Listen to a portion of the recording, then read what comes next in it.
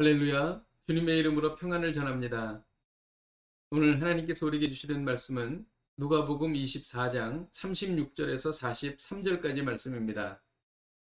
이 말을 할 때에 예수께서 친히 그들 가운데 서서 이르시되 너희에게 평강이 있을지어다 하시니 그들이 놀라고 무서워하여 그 보는 것을 영으로 생각하는지라. 예수께서 이르시되 어찌하여 두려워하며 어찌하여 마음에 의심이 일어나느냐. 내 손과 발을 보고 나인 줄 알라. 또 나를 만져보라. 영은 살과 뼈가 없으되 너희 보는 바와 같이 나는 있느니라. 이 말씀을 하시고 손과 발을 보이시나 그들이 너무 기쁨으로 아직도 믿지 못하고 놀랍게 여길 때에 이르시되 여기 무슨 먹을 것이 있느냐 하시니 이에 구운 생선 한 토막을 드리니 받으사 그 앞에서 잡수시더라. 아멘. 초대교회 시절 영지주의라는 이단이 있었습니다. 이들은 예수님이 영으로 부활했다고 주장했습니다. 그렇지 않습니다. 예수님은 영과 육으로 부활하셨습니다. 예수님은 부활의 첫 열매가 되신 것입니다. 그러므로 우리도 예수님께서 재림하실 때 마지막 나팔 소리와 함께 영과 육으로 부활합니다. 죽지 않는 몸으로 부활하는 것입니다. 예수님은 부활하셔서 제자들에게 나타나셨습니다. 36절에 보면 예수께서 친히 그들 가운데 서서 이르시되 너희에게 평강이 있을지어다라고 말씀하셨습니다. 또 이에 대하여 제자들은 놀라고 무서워하고 그 앞에 계신 예수님을 육신이 아니라 영인 것으로 생각했습니다. 그때 예수님께서는 어찌하여 두려워하며 어찌하여 마음에 의심이 일어나느냐라고 말씀하셨습니다. 39절에 보면 내 손과 발을 보고 나인 줄 알라. 또 나를 만져보라. 영은 살과 뼈가 없으되 너희 보는 바와 같이 나는 있느니라 라고 말씀하신 것입니다.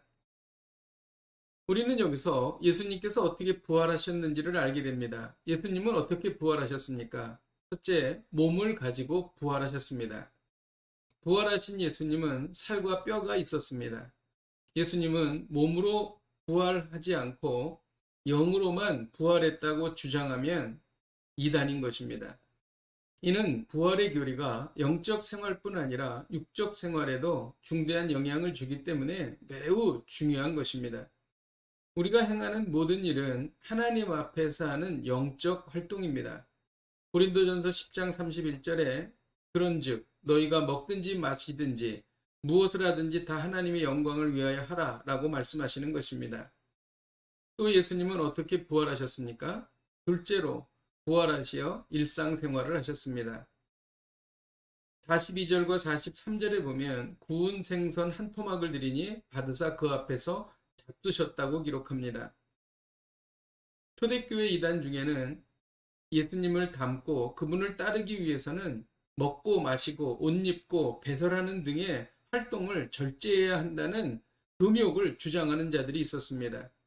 이에 대해 누가는 예수님은 부활하신 후 구운 생선을 드셨다는 말을 함으로써 이것이 잘못됐다고 반박한 것입니다.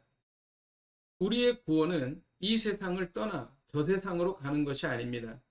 구원은 영적 세계뿐 아니라 육적인 세계에서도 영향을 미치는 것입니다.